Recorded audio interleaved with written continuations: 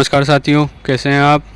आपका स्वागत है आपके YouTube channel JL accounts classes में। जैसा कि आपको पता है कि अपन ने आरएसआर और जेएफ&आर के जो एमसीक्यूज बन सकते हैं वो अपन ने कवर कर लिए हैं। अब अपने जो जूनियर अकाउंटेंट और टीआरए एग्ज़ाम के लिए जो ऑडिट के जो एमसीक्यूज बन सकते हैं उसके बारे में अपन बात करेंगे। तो आज अपन बात करेंगे इस वीडियो में वो है अंकेक्षण का अर्थ, उद्देश्य एवं प्रकार के जो एमसीक्यूज बन सकते हैं, मतलब meaning, objective and types of audit के जो एमसीक्यूज बन सकते हैं एग्ज़ाम के हिसाब से, उनके बारे में। तो अपना जो क्वेश्चन फर्स्ट है वो है चालू अंकेक्षण यानी कंटिन्यूस ऑडिट से क्या तात्पर्य है, मतलब कंटिन्यूस ऑडिट किसे कहते हैं, या चालू अंकेक्षण जो सतत अंकेक्षण या लगातार अंकेक्षण होता है उसको क्या कहते हैं। तो यहाँ आंसर जो आएगा ऑप्शन ब आएगा, अंतिम खाते तैयार होने से पूर्व अंकेक्षण। मतलब जो फाइनल अकाउंट्स बनेंगे, बैलेंस शीट, P&L और ट्रेडिंग अकाउंट जो होते हैं फाइनल अकाउंट्स, उनके तैयार होने से, उनके बनने से पहले जो ऑडिट होती है, अंकेक्षण होता है, उसको चालू अंकेक्षण कहते हैं। मतलब ये लगातार चलता रहता है। फिर क्वेश्चन सेकंड है अंकेक्षण का प्रमुख उद्देश्य है, मतलब जो ऑडिट है उसका मेन ऑब्जेक्टिव क्या है, प्रमुख उद्देश्य क्या है, क्यों ऑडिट करवाई जाती है। तो यहाँ आंसर जो आएगा ऑप्शन द आएगा, निर्धारण करना कि क्या वित्तीय विवरण संगठन की वास्तविक वित्तीय स्थिति और क्रियाकलापों के परिणामों का उचित प्रतिनिधित्व करते हैं। मतलब ये कंफर्म करना, ये निर्धारण करना, ये असेसमेंट करना कि भाई वाकई में जो फाइनेंशियल स्टेटमेंट है जो कंपनी के या संगठन जो है ऑर्गेनाइजेशन, उसके जो वित्तीय विवरण है वो एक्चुअल पोजीशन, जो फाइनेंशियल कंडीशन है वो दिखा रहे हैं नहीं दिखा रहे, और जो क्रियाकलापों के परिणाम जो है, मतलब जो ऑपरेशंस कर रही है ऑर्गेनाइजेशन, जो कार्य कर रही है, जिस चीज़ के लिए वो चलाया जा रहा है संगठन, उसके जो रिजल्ट्स हैं, परिणाम है, वो उचित प्रतिनिधित्व करते हैं कि नहीं, उनका इस चीज़ को कंफर्म करने के लिए ऑडिट करवाई जाती है। फिर क्वेश्चन थर्ड है अंकेक्षक को ईमानदार होना चाहिए, कथन का प्रयोग किया गया है। मतलब जो ऑडिटर है उसको ईमानदार होना चाहिए, उसको बेईमान नहीं होना चाहिए। ये वर्ड, मतलब जो स्टेटमेंट है, ये कौन से जो केस हुआ था उसमें ये यूज़ हुआ है। तो यहाँ आंसर जो आएगा ऑप्शन ब आएगा, लंदन एवं जनरल बैंक केस में। मतलब जो London and general bank case हुआ था उसमें ये स्टेटमेंट यूज़ हुआ था और ये कोर्ट की टिप्पणी थी। फिर क्वेश्चन फोर्थ है प्रबंध अंकेक्षण मैनेजमेंट ऑडिट, मतलब प्रबंध अंकेक्षण क्या होता है। तो यहाँ आंसर जो आएगा ऑप्शन ए एवं स दोनों आएंगे इसमें। कौन कौन से, कि निष्पत्ति अंकेक्षण को सम्मिलित कर सकता है और साथ ही औचित्य अंकेक्षण को भी सम्मिलित करता है। मतलब परफॉर्मेंस ऑडिट और जो क्या बोलते हैं इसको, एफिशिएंसी ऑडिट जो होती है उसको ये शामिल करते हैं, इसमें दोनों शामिल होते हैं। फिर क्वेश्चन फिफ्थ है अपने अंकेक्षण व्यवहार समिति का परिवर्तित नाम है। मतलब जो अंकेक्षण व्यवहार समिति थी, पहले ऑडिटिंग प्रैक्टिस कमेटी या काउंसिल परिषद भी बोल सकते हैं, उसका नाम चेंज हो गया। तो वो क्या नाम हो गया, उसको क्या परिवर्तित नाम है। तो यहाँ से जो आएगा ऑप्शन से आएगा अंकेक्षण तथा आश्वासन मानक मंडल, मतलब auditing and assurance standard board कर दिया उसका, मतलब उसका नाम चेंज करके ये कर दिया गया 1982 से। फिर क्वेश्चन सिक्स है अंकेक्षण का मुख्य उद्देश्य है, मतलब जो ऑडिटिंग का मेन ऑब्जेक्टिव क्या है, क्यों करवाई जाती है। तो ये अपन ने पहले भी बात कर ली। तो यहाँ से जो आएगा ऑप्शन ब है, वित्तीय विवरणों का मूल्यांकन, मतलब इवैल्यूएशन करते हैं फाइनेंशियल स्टेटमेंट का, कि वो वाकई में जो अपने रिजल्ट्स हैं, जो जिस चीज़ के कार्यकलापों के, वो सही से उनका प्रतिनिधित्व करते हैं कि नहीं, मतलब सही रिजल्ट दिखा रहे हैं कि नहीं। फिर क्वेश्चन सेवंथ है ऑडिट में शामिल तीनों में से प्रत्येक पार्टी ऐसी भूमिका निभाती है जो इसकी सफलता में योगदान देती है। मतलब ऑडिट में 3 पार्टियां शामिल होती है और तीनों इसकी जो परफॉर्मेंस है, उसकी भूमिका है, जो मेन काम है उसमें जो उसमें भूमिका निभाती है, ताकि उसकी जो सफलता है वो पूरी हो सके, उसमें सफलता में योगदान देती है। तो वो 3 पार्टियां कौन कौन सी है। तो यहाँ से जो आएगा ऑप्शन द आएगा, क्लाइंट, ऑडिटर एवं ऑडिटी, मतलब ये तीनों इसकी पार्टियां होती है। ये क्वेश्चन एक इंपॉर्टेंट क्वेश्चन है, ये थोड़ा सा कंफ्यूजिंग भी है, तो इसको थोड़ा सा ध्यान रखिएगा। क्लाइंट, ऑडिटर और ऑडिटी, ये 3 पार्टी होती है ऑडिट की, जो इसकी सफलता में मुख्य भूमिका निभाती है। फिर क्वेश्चन 8 है लेखा परीक्षा ऑडिट तथ्यों का पता लगाने की ऐसी प्रक्रिया है जो वास्तविक परिणामों की तुलना करती है। मतलब जो ऑडिट होती है वो तथ्यों का, मतलब जो पता लगाती है, उसका एक प्रक्रिया है, एक प्रोसेस है तथ्यों का पता है, कि वो वास्तविक परिणामों से तुलना करती है। मतलब जो एक्चुअल रिजल्ट्स आएंगे उनकी तुलना करेगी, उनका कंपेयर करेगी। तो वो कंपेयर किससे करती है।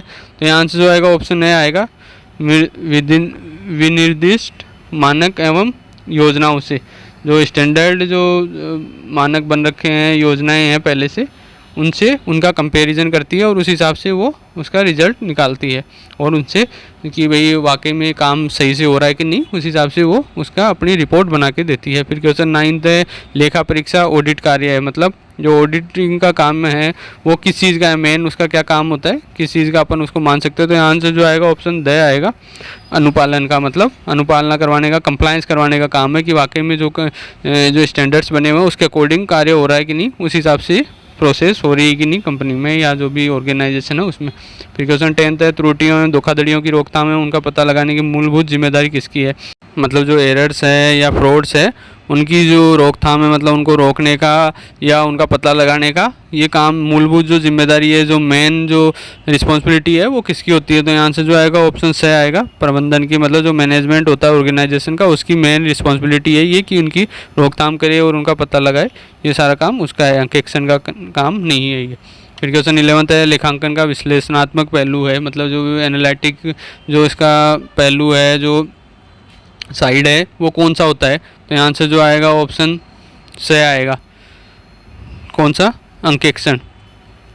ऑडिटिंग जो कार्य है वो विश्लेषणात्मक है, एनालिटिक है, मतलब उसमें विश्लेषण किया जाता है और उनको कंपेयर करके रिजल्ट जारी किया जाता है। फिर क्वेश्चन 12 है, अंकेक्षक के स्वतंत्र और निडर होने से क्या आशय है, मतलब वो फ्री होना चाहिए और वो निडर होना चाहिए, मतलब उसमें किसी चीज़ का भय नहीं होना चाहिए। तो इससे क्या मतलब होता है, क्या आशय निकलता है इसका, किस भी चीज़ पे ये सारा करता है। तो आंसर जो आएगा ऑप्शन ब आएगा, उसे जांच कार्य निष्पक्ष भाव से करते हुए अशुद्धियों एवं कपट को छुपाना नहीं चाहिए, मतलब जो उसको जो ऑडिट का कार्य है, जो जांच का है, वेरिफिकेशन का कार्य है वो निष्पक्ष भाव से करना चाहिए, मतलब उसमें कोई लाग लपेट नहीं होनी चाहिए, किसी के उसमें प्रभाव में नहीं आना चाहिए और अपने हिसाब से काम करना चाहिए। और जो अशुद्धियाँ कपट हैं, जो भी एरर्स हैं और जो फ्रॉड्स हैं उनको छुपाना नहीं चाहिए, जो भी उसको पता चले उसको उजागर कर देना चाहिए, उनको सबके सामने लाना चाहिए।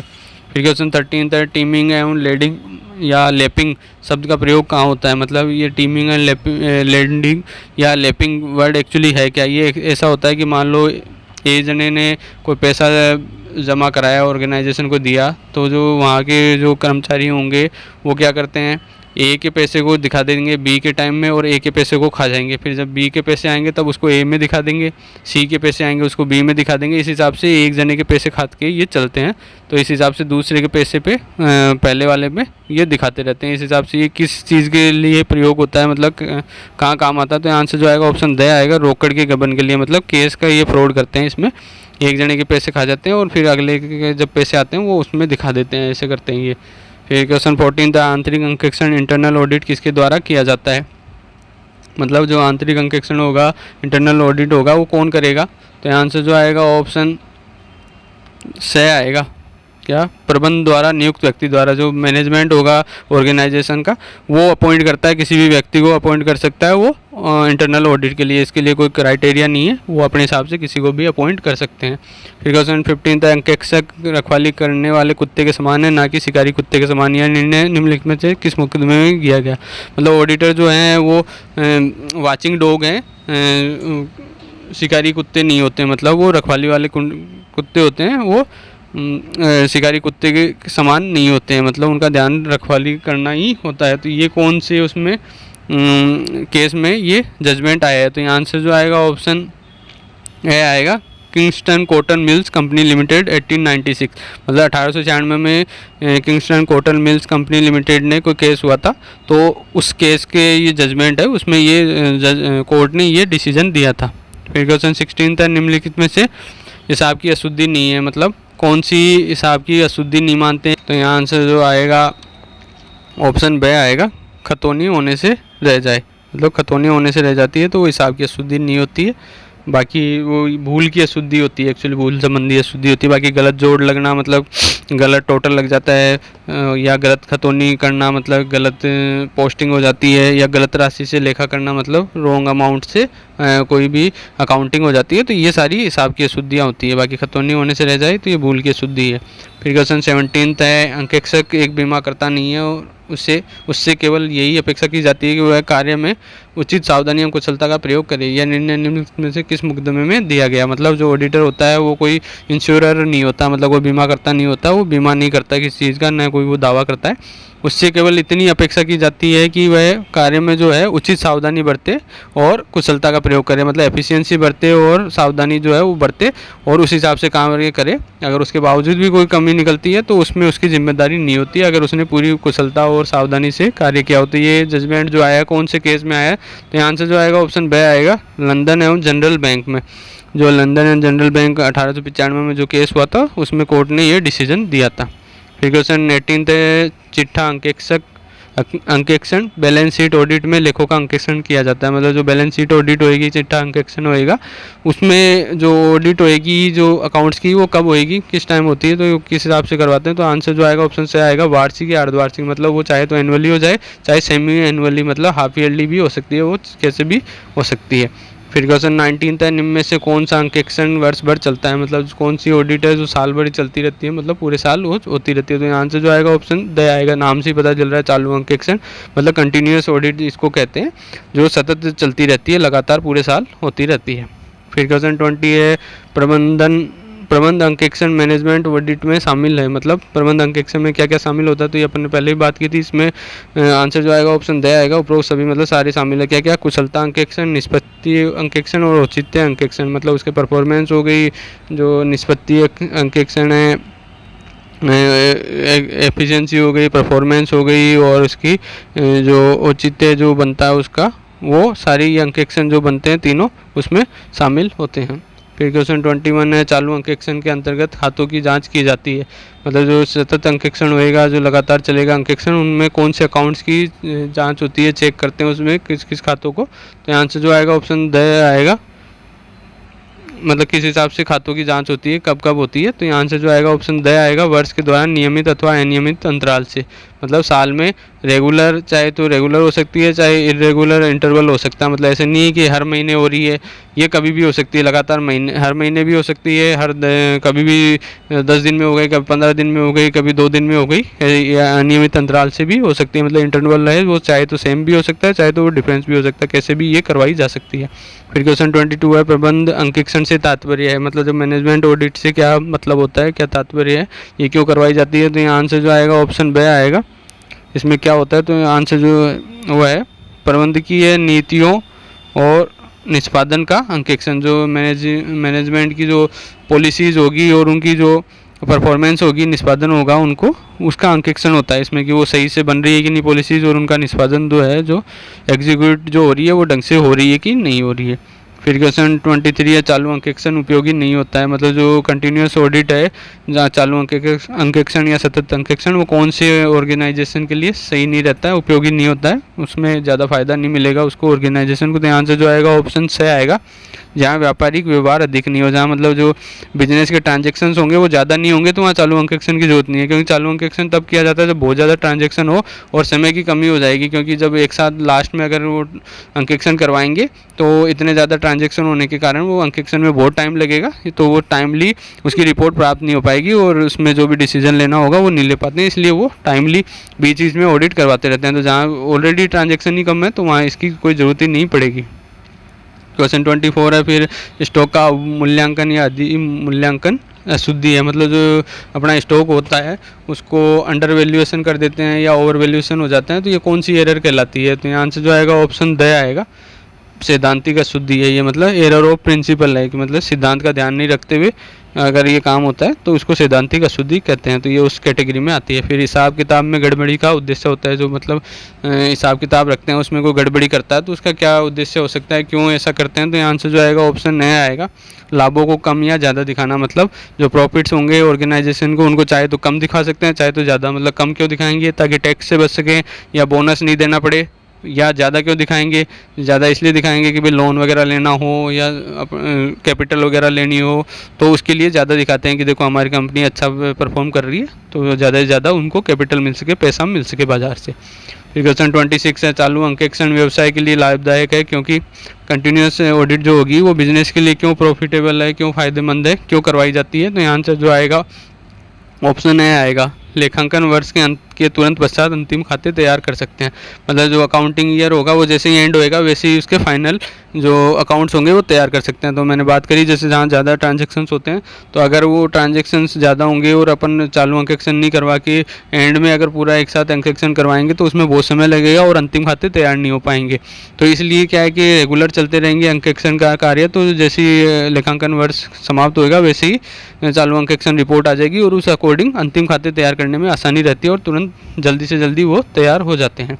फिर क्वेश्चन 27 है, अंक एक्शन का उद्देश्य नहीं है। मतलब जो ऑडिट का जो उद्देश्य है या ऑब्जेक्टिव क्या नहीं है, किस वजह से ऑडिट नहीं करवाई जाती है। तो आंसर जो आएगा ऑप्शन द आएगा, लेखा कर्मचारियों की बेईमान एवं कपटपूर्ण चालबाजियों के प्रति बीमा कराना। मतलब जो अकाउंट्स के जो एम्प्लॉयज़ होंगे उनकी जो बेईमानी होगी या कपटतापूर्वक होगी, कोई फ्रॉड वगैरह वो करना चाहेंगे, कोई बेईमानी करना चाहेंगे, तो उनके प्रति कोई इंश्योरेंस करना ये उद्देश्य नहीं है ऑडिट का। ऑडिट का काम लिपिक एवं सिद्धांतिक त्रुटियाँ पकड़ना, कपट का पता लगाना, कपट एवं त्रुटियों को रोकना, जैसे पता चल जाएगी उनको रोकने का, ये सारे काम अंकेक्षण के हैं। फिर क्वेश्चन ये मतलब मेन काम नहीं है, ये साइड वाले मतलब सेकेंडरी ऑब्जेक्टिव है उसके।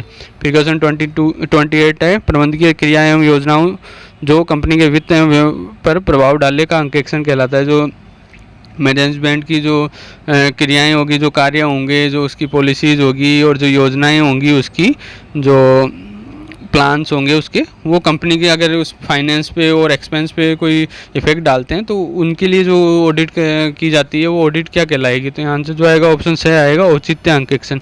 मतलब उसकी औचित्यता देखी जाती है कि वाकई में वो कार्य ज़रूरी थे कि नहीं थे, या योजनाएं जो लाई गई है वो वाकई में काम की थी नहीं, और कितनी उसको एफिशिएंसी हुई है, कितनी किस हिसाब से वो कार्य कर रही है, उस हिसाब से औचित्यता देखी जाती है कि वाकई में उसकी रिक्वायरमेंट थी कि नहीं, उसका अंकेक्षण किया जाता है इसमें। फिर क्वेश्चन 29 है, जब केंद्र सरकार का मत हो कि किसी कंपनी का कार्य सुदृढ़ व्यावसायिक सिद्धांतों अथवा बुद्धिमत्तापूर्ण व्यापारिक व्यवहार के अनुसार नहीं है और उसके एक अंकेक्षण के आदेश दे तो अंकेक्षण को कहते हैं।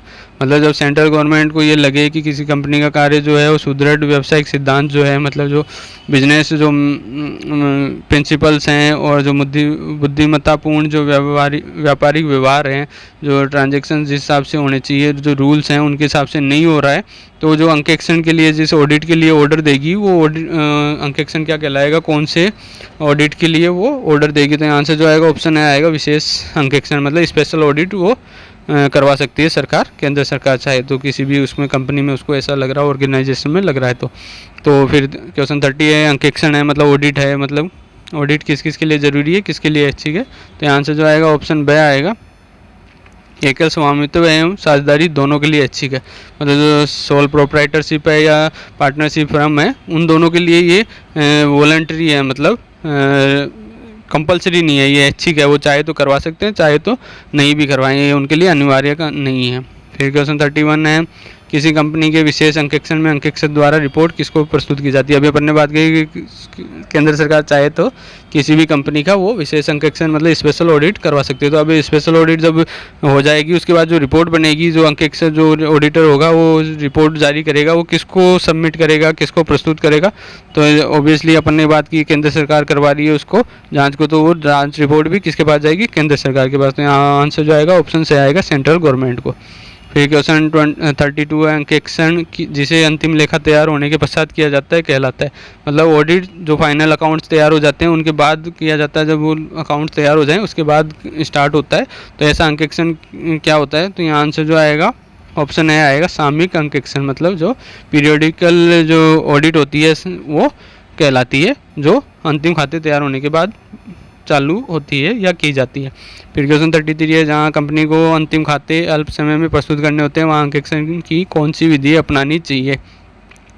मतलब कंपनी को अगर फाइनल अकाउंट जल्दी से जल्दी तैयार करके सबमिट करने हो तो कौन सी ऑडिट जो मेथड है उसको अपनाना चाहिए, उसको काम में लेना चाहिए। तो अपन ने पहले बात कर ली, यहाँ जो आंसर आएगा ऑप्शन से आएगा चालू अंकेक्षण। मतलब जो कंटिन्यूस ऑडिट है उसको लेना चाहिए, ताकि जैसे ही अकाउंटिंग ईयर समाप्त हो वैसे ही फटाफट फाइनल अकाउंट्स बनाने में आसानी हो सके। फिर क्वेश्चन 34 है, अंकेक्षण का सहायक उद्देश्य है। मतलब जो ऑडिट होगा उसका जो सेकेंडरी ऑब्जेक्टिव है, जो सहायक उद्देश्य हैं, जो असिस्टेंट जो हैं वो कौन से ऑब्जेक्टिव हैं। तो मेन ऑब्जेक्टिव तो अपन ने बात कर ली थी, उसके बाद अब सहायक उद्देश्य जो हैं वो हैं ऑप्शन से अशुद्धियों तथा छल कपट का पता लगाना एवं रोकना, मतलब जो एरर्स और जो फ्रॉड्स हैं उनका पता लगाना और उनको टाइमली रोकना, ताकि ज़्यादा दिक्कत नहीं होए, कंपनी को ज़्यादा घाटा नहीं होए उसकी वजह से।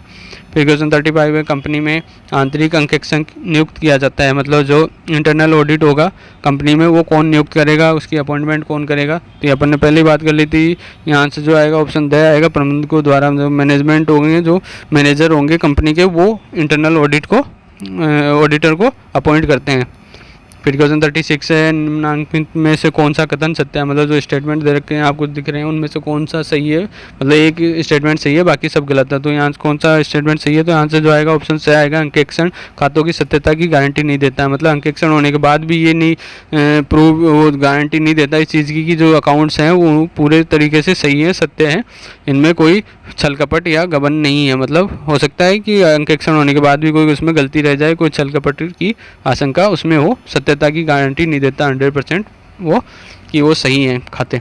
फिर क्वेश्चन 37 में, वैधानिक अंकेक्षण अनिवार्य है, जो स्टैट्यूटरी ऑडिट होती है वो किस किस के लिए अनिवार्य है, कंपलसरी है। तो यहाँ से जो आएगा ऑप्शन से आएगा, उपयुक्त है एवं वैध दोनों के लिए, मतलब किस किस के लिए, सभी सार्वजनिक सीमित कंपनियों के लिए और सभी निजी सीमित कंपनियों के लिए, जो सारी जितनी भी पब्लिक लिमिटेड कंपनीज हैं और प्राइवेट लिमिटेड कंपनी जो भी हैं उन सब के लिए ये स्टैट्यूटरी ऑडिट करवानी ज़रूरी है, ये कंपलसरी है।